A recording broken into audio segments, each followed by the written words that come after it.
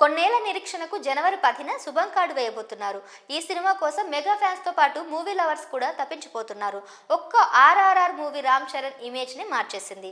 ఈ pan India image వచ్చిన తర్వాత రామ్ చరణ్ క్యామియో చేసిన ఆచార్య ఫ్లాప్ అయింది. అది గెస్ట్ రోల్ కాబట్టి అభిమానులు పెద్దగా పట్టించుకోలేదు. కానీ గేమ్ చేంజర్ అలా కాదు. మొత్తం ఆశలన్నీ ఈ సినిమా మీద పెట్టుకున్నారు. భారం అంతా శంకర్ మీద వేశారు.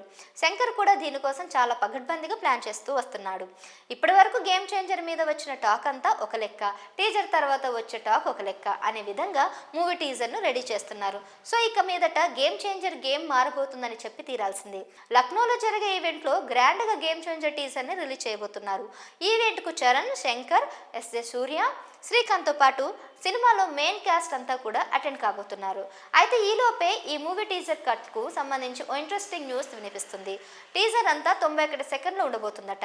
ఎస్.జె. సూర్య ఇంట్రోతో మొదలై Ram Charan elevation shots, train episodes visuals, Appanna getup తాలూకు అవుట్లుక్ ఇలాంటి సీన్స్ తో రన్ అయ్యి లాస్ట్ లో చరణ్ చెప్పే అన్ప్రెడిక్టబుల్ అనే డైలాగ్ తో ముగుస్తుందని తెలిసింది. ఒక చిన్న డైలాగ్ తప్ప పెద్దగా మాటలు కూడా ఏమీ ఉండవట. కానీ ఆ ఎడిటింగ్ చేయించిన తీరు మాత్రం పదే పదే టీజర్ చూసేలా ఉంటుందని సమాచారం. సో మొత్తానికి ఈ చిన్న టీజర్ గేమ్ మొత్తాన్ని రివర్స్ చేయబోతున్నట్లు తెలుస్తుంది. అటు నిర్మాత దిల్ రాజు బిజినెస్ డీల్స్ ని కంప్లీట్ గా క్లోజ్ చేయలేదు. టీజర్ వచ్చిన తర్వాత అంచనాలు ఇంకా పెరుగుతున్నాయని ఆశిస్తున్నారు. ఈ కారణంగానే అటు డిస్ట్రిబ్యూటర్స్ కూడా ఈవెంట్ కోసం ఆసక్తిగా ఎదురుచూస్తున్నారు.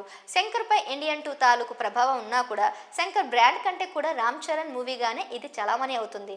సో క్రమంగా అంచనాలు పెరిగే అవకాశం ఉంది. సంక్రాంతి బరిలో పోటీ చేస్తున్న సినిమాల నుంచి ఫస్ట్ వస్తున్న టీజర్ ఇదే. ఇక ఇది ఎలాంటి రెస్పాన్స్ అందుకుంటుందో చూడాలి. మరి ఈ అప్డేట్స్ పై మీరేమనుకుంటున్నారో కామెంట్ చేయండి.